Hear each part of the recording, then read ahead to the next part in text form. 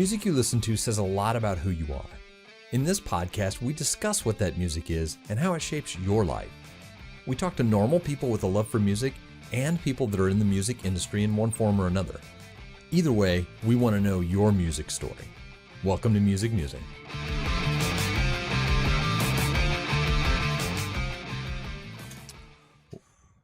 And welcome back to Music Musing. Got Brent Schlenker on the line again. We're doing our continuing series of covers, sort of. Very niche covers though. We've picked 80s pop covered by metal, which I mean I wouldn't have made up this idea. No, I probably would have actually.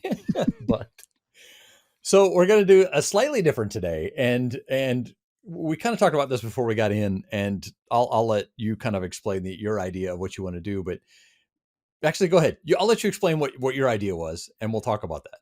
Well, I was just thinking, since the list is so long, we may not even get a chance to talk about all of them. Yeah. And a lot of them are very similar. And I just dawned on me that I might need, my old brain is slowing down, and I might need to be able to, as we mentioned one, maybe we just like pause and I'll listen to it really fast and then have it spark all those things in my mind that when I listened to it the first few times, and then, and you can go do your editing magic and we can go from there. That's a great idea. So I do agree with that. I think what we'll do is we'll do a little pause, and I'll let everybody know that we're going to put all the links to the YouTube videos in, actually, I think last time you actually put together a YouTube playlist. Are you okay with doing that again and sending that to me?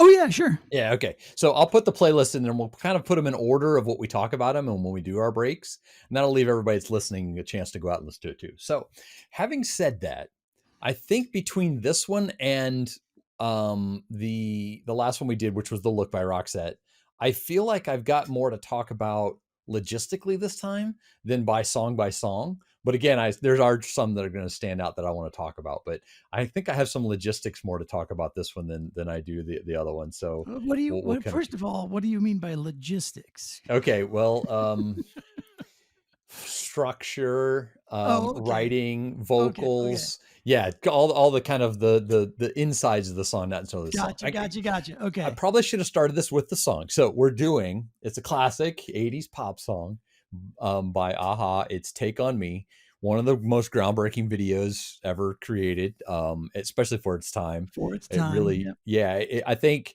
part of the selling point of this song is that video. And I think, when you look at songs like Roxette or, other songs from that time frame, the pop songs of that time frame, a lot of them were semi-popular, but this one has gained almost epic, legendary feel to it because of the video, because of that video has really drug people in at that time. Yeah, and not only that, it's a good pop tune. It's a catchy tune. People, people got hooked on it early on, and it's been played in a gazillion different movies. And I mean, you can't, like, I don't know anybody that doesn't know Take On Me. Yeah. Well, it's got a good story behind it too. I mean, the story doesn't come through near as much in the words as it does in the video, but it still does have kind of like that lost love romance story and the hero falls type of story behind it too. So I think that appeals to people as well. So again, what we're doing in the whole process is taking one of these songs and we're seeking out metal and rock covers for the most part. I threw a couple odd ones in last time and this time as well of these 80s pop songs. And I won't reiterate the rabbit hole that Brent seems to go down when he sees these things, which was the idea for this whole series of the podcast. But I'll actually let you start though. But what did you like? What one stood out to you? And possibly why? Or if we want to go to logistics, go to the logistics first. It's just there's so many different reasons why different artists cover tunes, right? And especially cover these popular common songs. And now today too, not to state the incredibly obvious, but everybody can be their own producer. Everybody can be their own video creator. Everybody can be their own publisher, their own everything. And so everybody's out there doing it, which is fantastic. And so every band out there, you don't have to have a record deal. You don't have to have a record label. Just a camera and record your songs, produce your songs, make yourself a video and you can just sort of go for it. Yeah. And which was fun because it never dawned on me that any of these metal versions of these pop songs from the 80s even existed, which is what sparked the whole idea. I'm like, oh my, once I started discovering them, I was like, we've got to talk about these because I have nobody to talk to. And I know Craig needs to talk to me about this. I need to talk to people about music. That's what this whole podcast is No, about. And right. yeah, and this fits in perfectly. And I think you touched on one really good spot there, and there was a couple in the mix, and I'm just going to jump into logistics and Okay. and grab a couple ideas, because you actually mentioned this in some of your conversations. We have a Google spreadsheet that we're going back and forth on, and you actually mentioned this, that some of these kids are producing this on their own, and not only that, but they're playing all the instruments. Yeah. You know, we like to go to our, I'm going to try to get his name right. It's Leo Moracchioli. I'm going to go for that and see if I got it right. Sounds good to me. Maybe he'll reach out to me and tell me. He does everything. He does the drums, he does the bass, he's singing, guitar. Good. He is really good. But there was actually a couple on here that you mentioned that the kid's got a future in production. Yeah. And where was that one? I want to name that one off.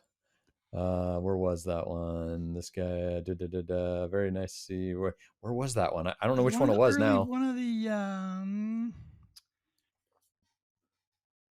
Minority 905, I think. Let's see. No, I think that was the one with the kids that I kind of touched on, the kids being singers. Oh, yeah, you're right. Okay. Joker's Hand. The one Joker's underneath Hand. Okay. Yep. So Joker's Hand did a cover. It's not anything stand out. We're going to take a break and listen to it real quick. So this is kind of what we were talking about at the beginning. I'm going to pause for a second. I'm going to pause, behind the scenes. Brent and I are going to go listen to this, and we're going to come back, and you guys can go listen to this as well. Go listen to it, and then come back, and we're going to talk about it really quick. So perfect.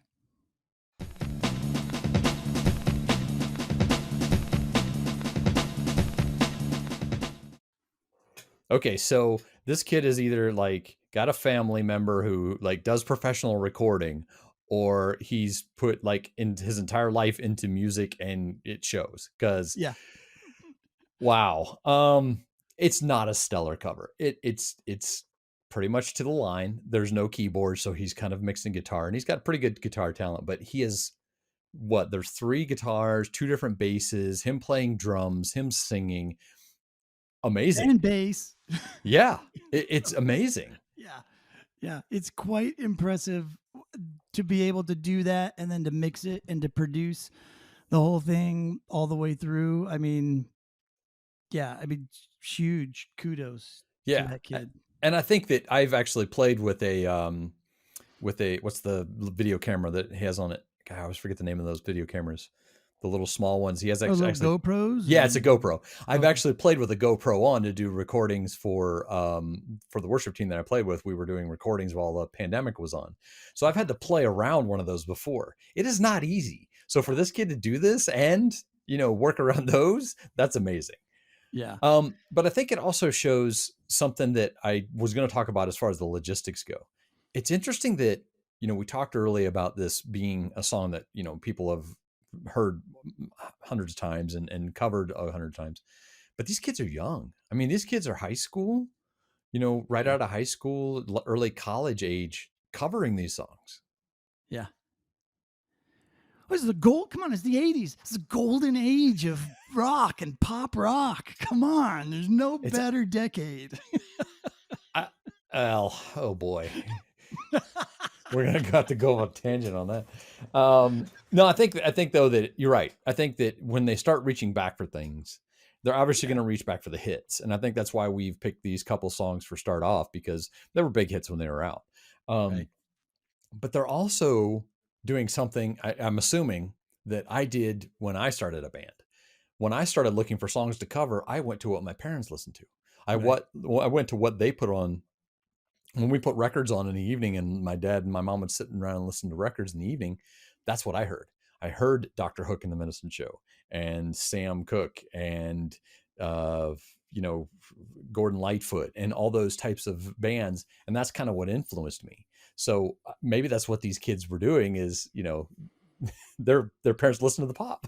It's got to be that, or it's got to be the internet, the age of the internet and all that. But or you go to a wedding as a kid, and all the songs you get kind of mesmerized by the band that they have there, and they're like, "Whoa, you can actually make money doing this," and then they get all excited about it, and it's like, "I want to be in a cover band." Yeah, I mean, maybe not in a cover band, but they go, "I want to be in a rock band. What's the fastest way to make money to get a gig?" You got to learn a bunch of covers. You do. That's always how you get started, and then you squeeze in an original in a set here and there, until you start kind of getting it mastered and get known and build up a following. It's like anything else. You kind of play the hits until you can start making your own. Yeah, it was still really weird. Like, what's the other one you just talked about? What was the name of it? It was Mission One. Oh, Minority 905. Minority 905. Let's pause real quick and look at that one. Okay. I'm gonna pause this. Minority 905 doing a cover of it. I'm gonna pause real quick.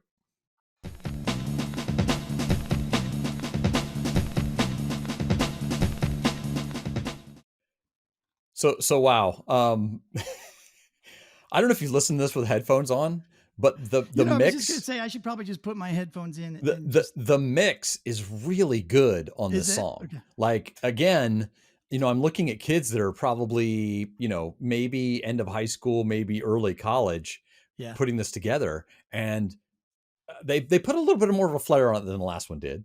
That bass line drop at the end, it was really nice. I like that. But their music actually is good. They have some stops in it, double stops. It's really nice. Yep. It's mixed extremely well. And you made a comment, man, the kid singing was like, I wasn't expecting that to sound so good. I was expecting it to be really rough. Yeah. But and the kid with the cigarettes, he's just blows me away. It just really, like I said, he steals the show, man. He does steal the show. It's what every kid sees his favorite rock star doing, right? In all the videos and everything, and everybody from Eddie Van Halen to Slash and Axl Rose. Everybody's got a cigarettes, something. Yeah, you gotta have something for sure. And it just kills me. I can remember when I went to Malaysia for work a long time ago, the hotel we were in had a cover band, and I could swear I was listening to the actual song. I'm like, these people are faking it. These people are absolutely faking it, and they're lip syncing and everything, because they sounded every single song. And of course, every single song that they did was a different band with a different singer. But the dude that was singing, and then whenever it was a female part, they all could make their voices sound exactly like the song. And I don't know, is it just because karaoke is so popular over there and they just get used to singing all these tunes, or what? But I mean, it's an all around thing. You have to get the guitar tone right. You have to get the bass tone right. You have to get the drums. There's fills in these songs that if you don't get the drum fill right, it's not going to sound like it. People are going to notice the drum fill. Yeah, I was just going to say, I think most people don't care. I'll go that far. Well, that's probably true. I probably care. You and I probably care more than a lot of people do about the idiosyncrasies of a song. But we're every cover band's worst nightmare in the audience. Yes, 100%. He totally missed that note, man. Totally 100%.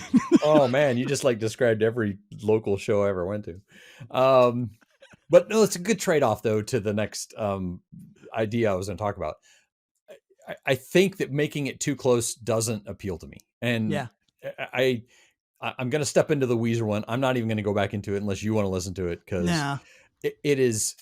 I love Weezer. Don't get me wrong. I've loved everything Weezer's put out. Even some of their sappy or bad songs, I still have an affinity for them. This version is just, it's the same song. It's like listening. It's sleepy. You want something that's kind of, there's gotta be something in it, at least for me, for a cover song. There's gotta be something that makes it unique for you as a band.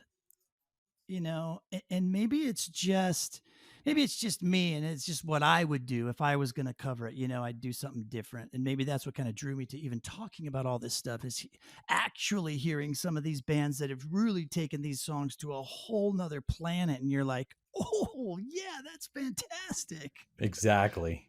Yeah, I think that we'll transition into that in a second, but Yeah. I think Weezer has a knack for doing that, though. They covered Africa by Toto not too long ago, and it was the same thing. It was like, is that there's times where it comes on and I'm like, is that Weezer, or is that Yeah, Toto? Toto, which version am I I can't listening? tell which it is. So I just feel like, but I think that's the only one on here. I think everything, even though we had our comments about some of these, versions that were on here, Yeah, and they're we'll just get like to them meh. we'll get to them in a minute, but they were at least enough different in certain areas that I felt like they were worth at least listening to, at least running Yeah. through, getting some comments on, and going back and forth. I really, Weezer will be on the list if you guys want to listen to it, but it's just it is basically the song covered. But they did do what they normally do. They did go and make a really cool video with I think the kid that's setting everything up is the one from Stranger Things, is one of the lead Ah, characters from Stranger Things. So dragging him into it and having him do this kind of put a little bit of a stamp on it. But I yeah. think it was overproduction for nothing. So, um, Well, but I guess there's an audience for it, I mean, to get it right and to have it be so similar and all that. Maybe there's just a certain crowd for it. It's not me, but that's okay. I'm not no but judgment but here. It's just not my gig. but your favorite rat hole sidetrack. Let's take a sidetrack on that.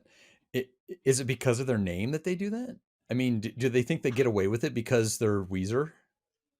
I don't know, because they got the budget and the money to recreate the video, since the And video was so iconic. Maybe that was and what it was all about. right, and people are going to listen to it because it's Weezer. I mean, if you look at a lot of these other ones on the list, I know two of the bands that did covers on here that I know. Like I've heard of these bands before. Yeah. The other ones are not, but they're different. They've Yeah. taken that chance and made it a little bit different, so maybe they could get theirs to stick out. So I feel like Weezer just kind of did a softball, pitched a Yeah. softball and hit one out of the park because Yeah, well, that's why we're just going to go ahead and skip it, right. because Yep. Next. So what so what one actually stood out to you as too heavy? oh, I don't think any of them were too heavy. Really? Honestly, Oh, yeah. okay. Okay, well then you go there. You wait, like which one do you think was too heavy? The guy, well, I think the guy screaming at the beginning was a little too 80s for me, but Listen, um I'm a sucker for that I high that the high know. squeal in the opening. I just it was Uh, 331 E Rock. Oh, except that's the guy that I also like had to turn can't off the watch. video. Could not watch. Like I literally almost decided I'm just not going to listen to this one. You know what? I'm so We're gonna not listening to pause. We're this. gonna pause. We're gonna go look at it. It's 331 E-Rock and Pellic. I'm gonna go look at it real quick, Okay. and yeah, and then we'll come back and talk about it.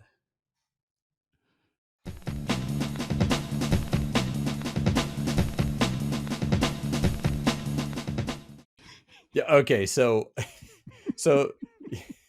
yeah, this it's like 80s meets new metal. It was wow. It was so I totally dug the guitar sound. I'm totally into the whole Huh? 7 string and everything about like instrumentally. And the guy sings great, but it You was like one of the 80s, Brock? yeah, it was one of the first ones that I was listening to in your added list there, and it was just yeah, it was just where I just started getting really tired of hearing um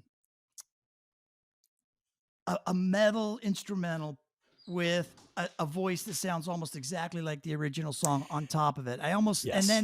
But then he came in, and when I saw that, despite the fact that I was way distracted by the video and didn't want to watch it anymore, when he came in with the intro, I was like, okay, now we got somebody who's going to do something different and sing like an actual rock star. And then And it then he just kind didn't. of went south from there. Well, and I think that's one of the things I wanted to touch on as far as logistics go is a lot of these the music was great. The musicians were good. Like you said, you got a guy who's playing 7 string guitar and playing it very well. Not overplaying it. I hate when guys play metal like that and overplay those songs, run chords the entire time or try and make it sound too intricate. Just, use it when you need it and it sounds good. But a lot of these songs were like that. The metal came in, the double bass came in, everything comes in at like it's going to be a metal or rock song, and then you got the guy singing exactly like the line. Right. Yeah. There was one I even mentioned that it was the last one on the list, the Jotun, Jotun. Oh yeah. I won't pause for this one unless you really want to. I know you just kind of listened to him today, but basically it was very, very awesome. This one I listened a few days ago. I started at the bottom of the list and I got through about half of them, and then I listened to the other half today. You want to jump to it then and listen to it? Let's do this first. Okay, it's Jotun, and it's the cover of Take On Me, and we'll break for a second real quick. Okay.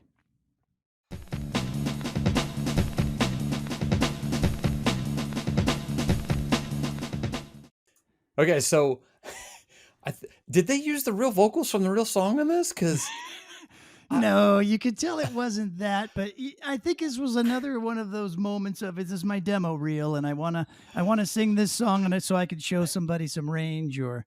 So I've heard that people with British accents and different accents, when they sing English music, it's kind of hard to tell they have an accent.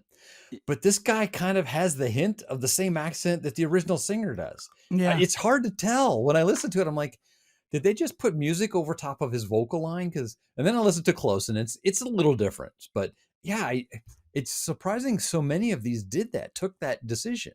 Yeah, to do that. He's got the chops. No knocks on his chords. In his lungs. He could sing for sure.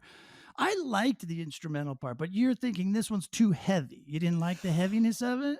I think it's also because of that juxtaposition of the two, of giving me the regular vocals and then giving me that doom metal, distorted metal tone, and even dropping a step or half a step or a step down to play it in a different key, where he's still singing in the same key and they're still playing in the same key, but it sounds like that low hard metal. Yeah. Unlike the one above it on our list, Triphon, whatever it is, that one gets my vote for the best metal version of this song. I know we're pausing a lot, but I'm going to pause again and let you go listen to it. It's Triphon. Yeah, I was going to say it because I'll need to listen to this one again. Yeah, but we'll pause again and listen to this one too. Okay.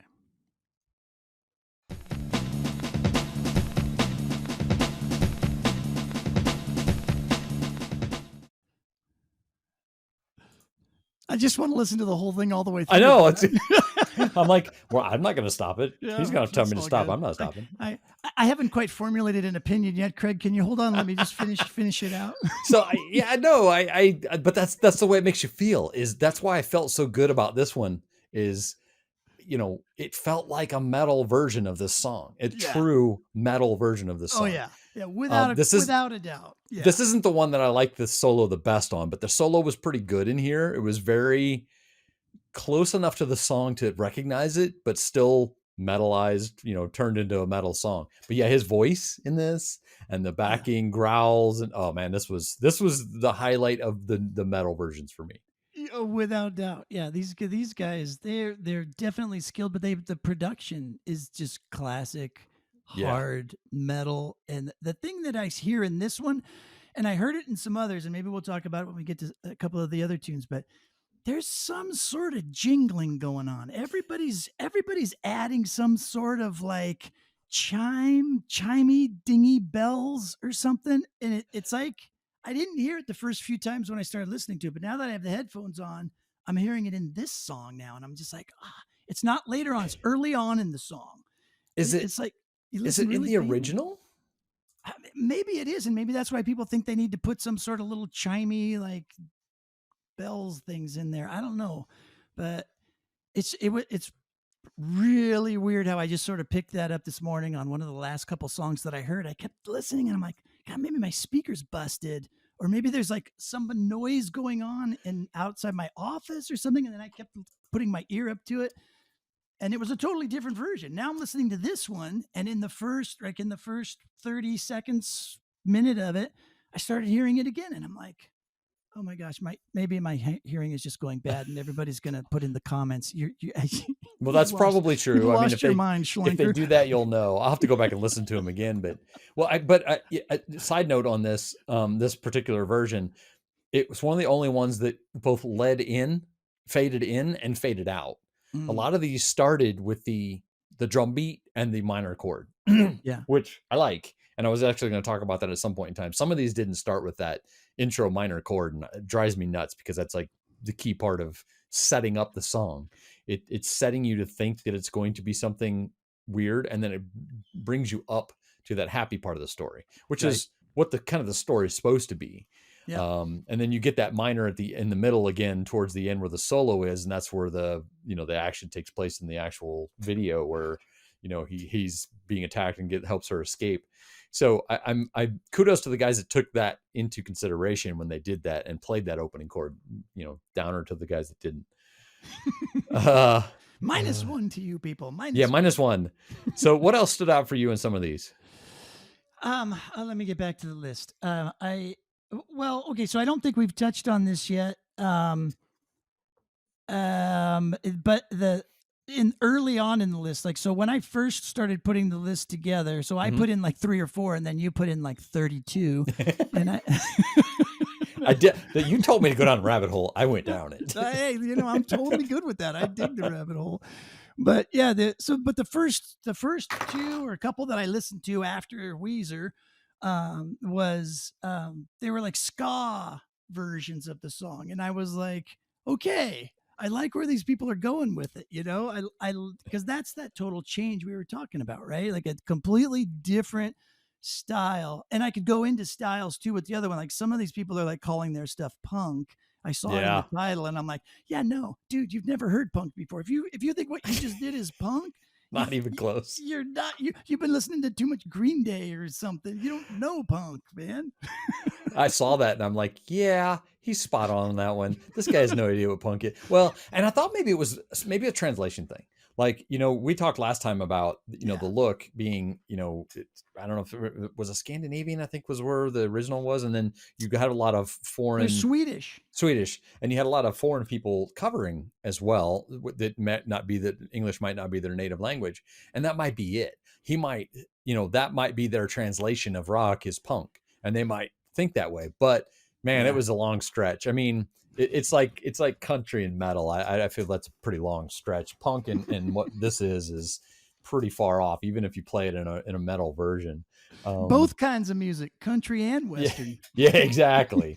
No, but I think I think you're talking about the Real Big Fish one, Yeah, yeah. which Well, Real Big Fish, and then I think there was one other one that. there was another one that was a different genre. They used the rockabilly or the old style kind of pop 50s sound to it, which was Yeah, there's a little bit of doo wop thrown in yeah, there. New Old Stock was the other one. It was like a swing jazz feel to it.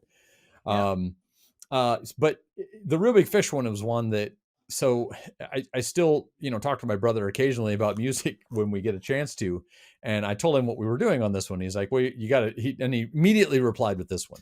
I Oh, guess this is like really? Okay. one of his standout covers that is like top of his list all the time. So I had to put it on here. And not only that, For I sure. remembered it. Like it's something that was played in that time frame on the radio when I was listening to the radio once or twice. Plus, it's kind of in the genre that my wife loves. Squirrel Nut Zippers, Real Big Fish, those type of bands, those, Yeah. ska, play Cake. She likes Cake because there's horns in it. I mean, she likes those bands that Oh, use that I love traditional the ska horns too. feel with the horns.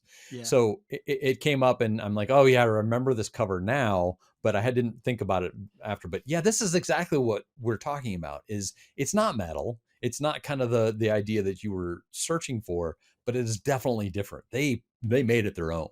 Oh yeah, and when you go down these rabbit holes, you're looking for the metal ones, but every once in a while you'll stumble across a completely different genre, and you're like, "Oh, but that's really cool." Yeah, they did a really good They job. did a great job with that, right? Or yet, yeah, like it just wouldn't even have crossed my mind to do the song in that version, or think of a band, covering, like thinking of an obscure band and saying, "Wow, I wonder what would happen if they covered." this Yeah. song, that Yeah. kind of thing. And then all of a sudden you run into something like Real Big Fish and you're like, oh, that's what it would sound like if Real That's Big what Fish exactly what it would covered it. sound like. Yeah, but I'm actually going to jump us off for a second and listen to that new old stock version. Oh, okay. So I'm going to pause, let everybody listen to the new old stock cover of Take On Me, and we're going to come right back.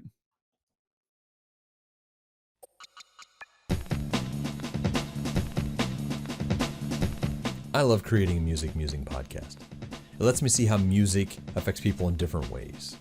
We're always looking for interesting guests, so if you know someone in the music industry or someone who really has a great music-related story, reach out to us at musicmusingfeedback@gmail.com. This podcast is produced out of my pocket, so if you want to help with that process, we also have a Patreon at patreon.com/musicmusing. You can join for as little as $1 a month, and we have some cool behind-the-scenes pictures and stories, and even a sticker. You could even co-host a show idea that you have rolling around in your head. And lastly, please leave us a great review on whatever platform you listen to your podcasts on. It helps us reach out to more people who may enjoy these conversations. Thank you for your time, and back to the Music Musing podcast.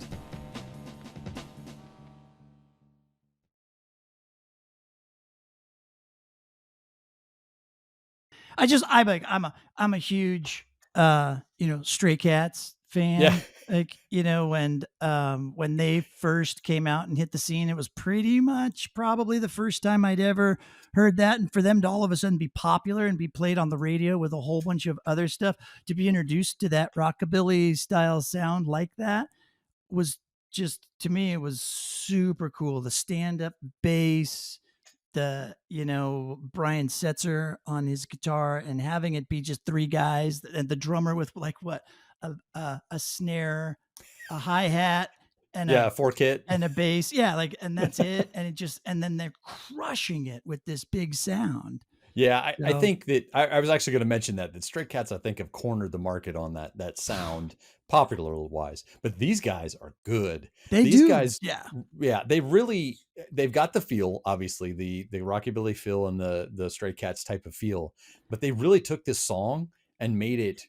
I could have, if this was the original song, I wouldn't have thought different. I wouldn't even blink an eye if somebody would have sent me this and said, "Hey, this is an original song by New Old Stock." I'd have said, yeah, that's great. It sounds amazing. And then if I would have heard the Aha version, I'm like, wait a minute, that's a cover. Oh no, the other one's a cover. But these guys were really good. I was really impressed. And, again, we were trying to keep with the metal covers of how far they would stretch it, but this one really just took it in a different direction. I'm kind of glad we put those two on there and talked about them. Oh yeah, I'm really glad. I mean, come on. I mean, it was the metal stuff that kind of drew me into this whole concept in the first place, but I love all types of music genres. And so squeezing a couple other ones in here every now and then is okay by me. Well, but I think that's kind of the exercise though, is we're realizing that there's a lot of these songs out there that were popular songs that are getting covers that just aren't getting heard. Yeah. And I actually got challenged. Mike Simmons had me on a what's the new platform that everybody's Clubhouse. Mike Simmons had me on a Clubhouse not too long ago, and we got towards the end, and we were talking about creativity, but we got towards the end. He's like, "Okay, you got to talk about music because you know about music." And there were a couple people in the room, and we were talking about music, and I said that I think rock is dead right now, and I think that music that is charged is dead right now. That you don't have a Rage Against the Machine, you don't have that. And I got challenged by somebody in the room that said, it's out there. I think you just need to search for it. And I'm like, oh, okay, I get it. You have to search for it, but it's not in your face like it used to be. And he said, well, I think if you looked out there, there's a lot of it. And I did. I actually went and started listening. There's not a lot of rock that does that, but there's a lot of pop. There's a lot of hip hop that it is really speaking towards the Black Lives Matter movement. They're speaking about, minority issues and stuff like that I just don't look at. And that's the way I feel about this is, some of these are great covers. Some of these are amazing covers that will probably never get heard other than when you do stuff like this. Right. Oh, for sure. Like I had never heard of Leo before. And, when I just first started, looking for the different songs, he just showed up. And so he was in my playlist that I was listening to over and over again. And you were like, oh yeah, I know about that guy. And I'm like, what? How does anybody know about this guy? About 4 or 5 years ago, he did Sultans of Swing, and I was looking for that song, and it came up, as one of the, on the right hand side, it tells you, hey, this is what you're looking for, and it was a cover version of it. I'm like, oh, I'll listen to that. And then I went down his rabbit hole like hard. Like, he's got a lot of, some of his are mediocre, some of them are kind of corny and drive me nuts to watch him. But yeah, I had found out about him. But like I said, some of this stuff is never going to get, maybe never get heard again. Right. I mean, like the first kids we talked about, the ones in doing the Minority 905. Yeah. Are they a band? Are they actually going to make it somewhere? Who knows? But it was a standout thing that we talked about. So it's nice to have these conversations. So. Oh yeah, for sure. I mean, and there's a couple other ones that stood out too. Like I noticed you enjoyed the medley of different versions, the comedy troupe. I actually wasn't going to bring that up, but since you did, well, I think he did in minor clips what we were talking about with Real Big Fish and New Old Stock. He really kind of took what it would sound like to be that way. Obviously, way over the top. What was his? What we were talking about was Anthony Vincent the one? Yeah. No. Yeah, that's him. Anthony Vincent, and I'll the links up. I'm not going to go back into it, but it was really just a nice step away from it. So. It was good. It just reminded me of there is a comedy act out there that does the 4-chord joke. He's like, hey, it's like four of those guys. Have you seen that bit that they do? Like they got so popular and famous with that bit. They were on all the late night talk shows back in the day and everything, doing every single song written in the 70s and 80s were all the same 4 chords. And the guy's like, prove it. And so he starts playing the 4 chords and they sings like 20 different songs over the top of those 4 chords.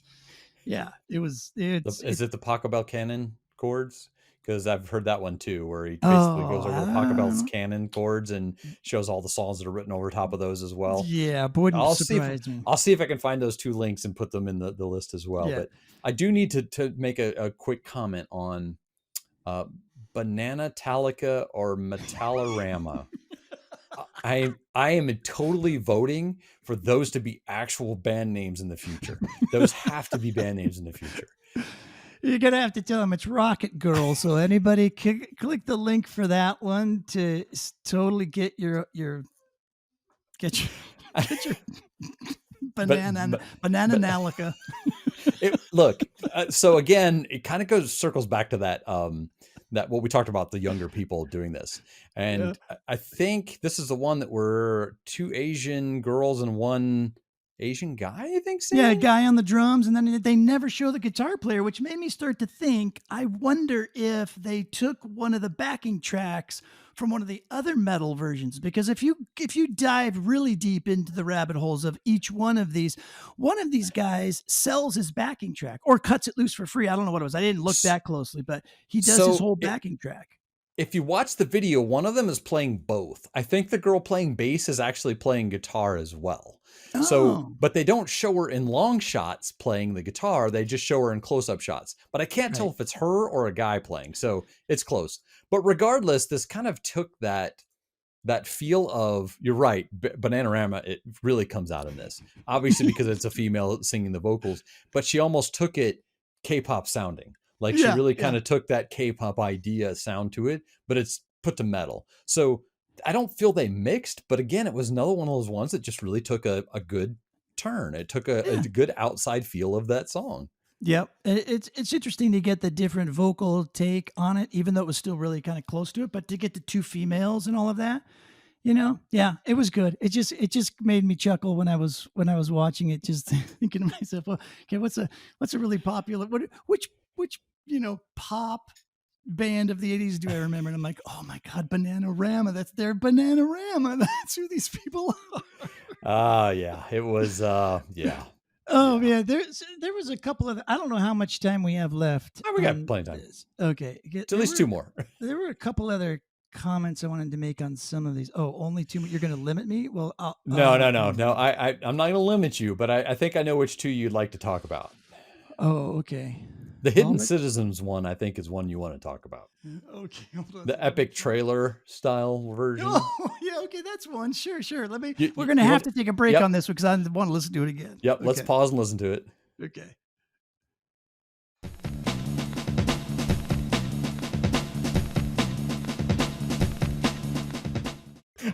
Okay, so tell me why you put this on there, Brent.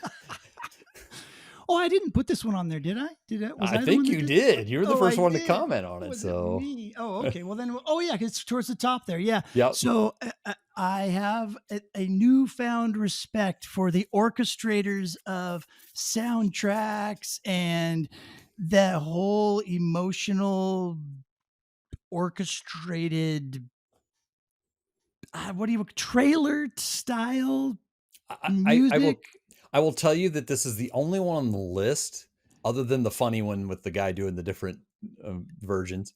This is the only one on the list that I went back and listened to twice, because honestly, and I'll tell you what the first thing that came out of my mouth was, this is a video game trailer soundtrack. There you go. This is when I've seen a lot. Okay, I've got a friend who actually kind of mediates Blizzard. They do their video outputs of their games, and he's kind of like the art director for it. And I've seen some of his stuff, and some of his stuff having this music behind it is exactly what he's doing. And I see this a lot when you see trailers for video games, the big long, 45-second or a minute and a half ones that they do at the big shows and stuff. This is exactly what I heard out of this. It's exactly what this is. And you have no idea, if you've never gone down this rabbit hole before as a musician, oh my. Yeah. It is like there are some arrangers, writers, producers out there. So how I went down the rabbit hole was, and I wrote it in the notes, is I was looking for music for when I put the end of year videos together for my kids' swim team, or the high school swim team, right? And so I would put that same kind of dramatic music underneath it, the trailer, the theme, and the kids would roll their eyes at me, Dad, why are you doing this again? I'm like, isn't it awesome? It's so great. Well, and we'll take that sidetrack really quick. It's also it's a huge crescendo. Yeah. And I think that's what sells both trailers, both game trailers, both ideas like what you're talking about, where you're building up to something, where you show maybe the start of the season and then the mid-season, and then when they get to the finals and you're showing that big build. Exactly. You're telling a story. And I'm a sucker for that anyways. I mean, everybody's heard Stairway to Heaven a million times, but that song still appeals to me because it's a huge crescendo to that last verse chorus at the end, where you're building up the entire 6 minutes of that song to that last 45 seconds of that heavy beat. And I think that's what appeals to me about this, is why I went back and listened to it twice. Yeah, a couple that you should go and listen to, and I'm sitting here racking my brain trying to think of the names of some of these guys that do this, but there is a woman that does the vocals. I don't know who produced the whole thing, but they got a very popular vocal who sings in the same style as this Hidden Citizens, like very echoey, very, very airy, but beautiful, beautiful tone to her voice. And she does Phil Collins, In the Air Tonight. And man, I gotta find that one. And they produced this specifically for like the NBA Finals, I think it was, or maybe it was for the NCAA tournament or something like that, one of these past years. But and that was the bed they used underneath it. But if you just listen to that song, it'll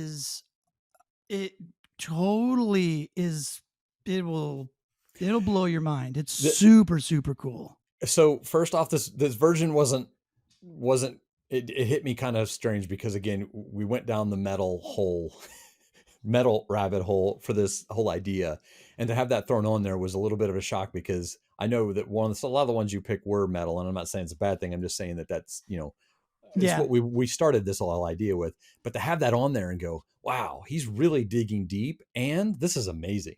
I am in love with this. So I'll probably be down that rabbit hole next week. Yeah. Oh, you got to. And yeah, I think I even have a playlist of all of the really cool songs there. And you know what's funny is that I actually have some of these orchestrated, some of the guys, they do albums. Like these guys have done like 30, 40 albums of just these orchestrated movie trailer type tunes. And I have some of them in my regular playlist that just goes through my regular Spotify playlist. I think I will be as well. But I think the other one you're going to want to talk about is the Northern Kings. Oh my gosh, yes. The Black Oak Ridge Boys. I knew that. The Black Oak. Okay, you got Black Oak Ridge Boys, you got Metal Oak Ridge Boys, and you got reminiscent of Striper, which is just bad enough for me to want to make you talk about it at this point. So it's reminiscent of Striper in the way that they orchestrate the Okay, music and hold his on. voice. Oh, we'll do a break. We got to go listen to it again because Okay. I'm not as familiar with this one. I might have turned it off really quick because I don't know. But it's Northern King's Take On Me version. We're going to listen to it. Okay, here we go.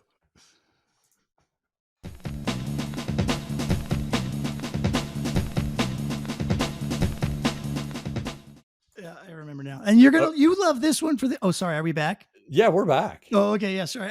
I know you love this because that is like that cinematic swell, right? The dropout in the spot. Well, let's start at the beginning. Yeah. So this song is, and I'm going to coin the phrase for it because, we talk about these a lot of being metal or new metal and stuff.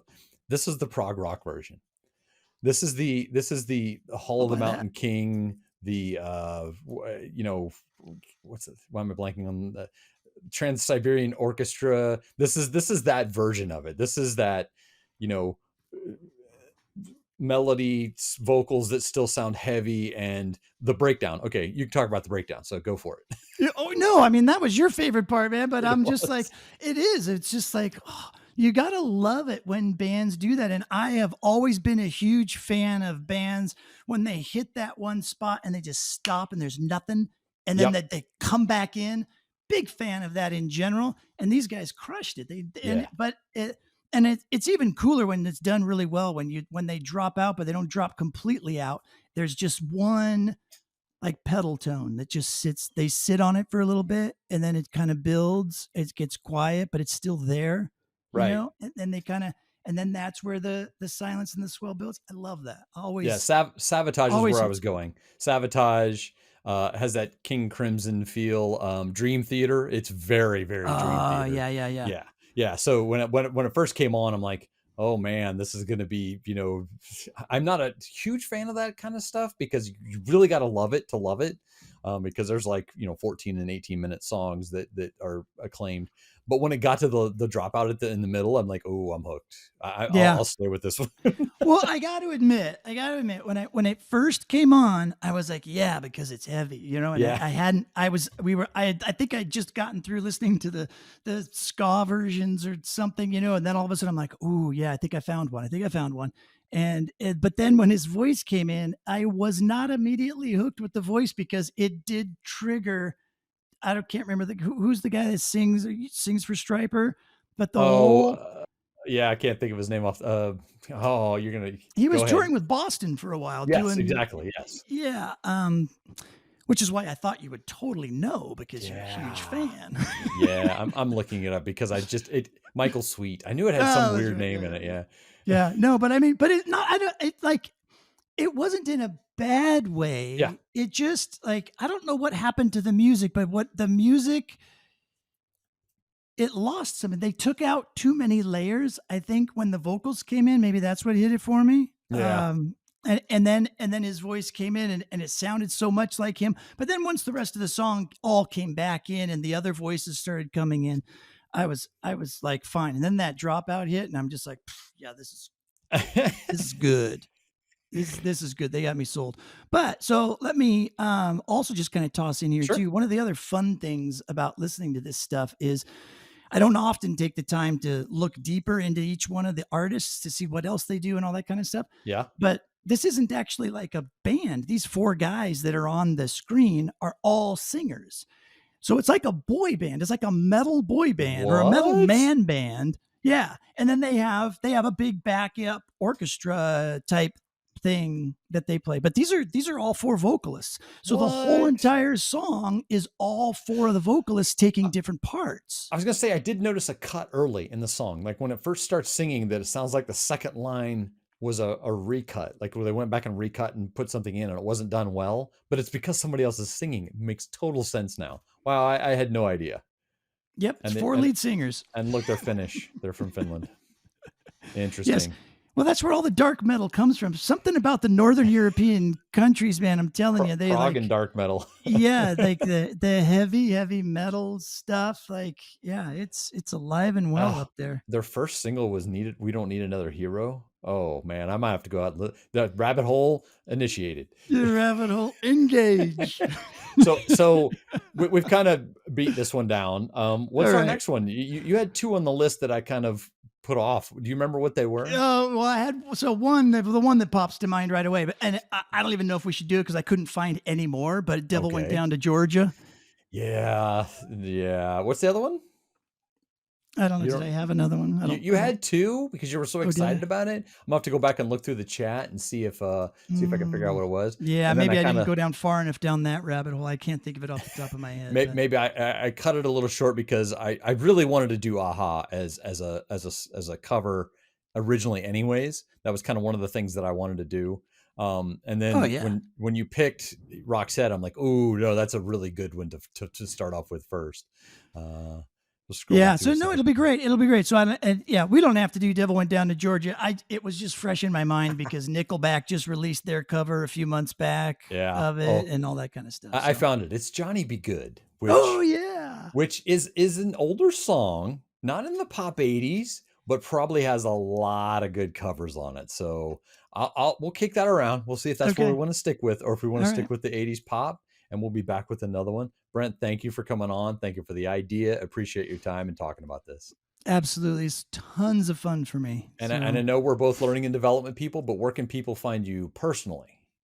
Personally, hit me up on B Schlenker, BSCHLENKER, just about anywhere on all the social medias, or they could hit us up on thelearntrain.community. That's right. Cool. Thanks, man. I appreciate it. All right. Talk to you soon. Talk to you later, man. Yep. Thank you for choosing Music Musing. We hope this story not only gave you a little insight to what music means to someone, but it may also change how music fits into your life. So be sure and drop us a line at musicmusingfeedback@gmail.com and let us know your music story.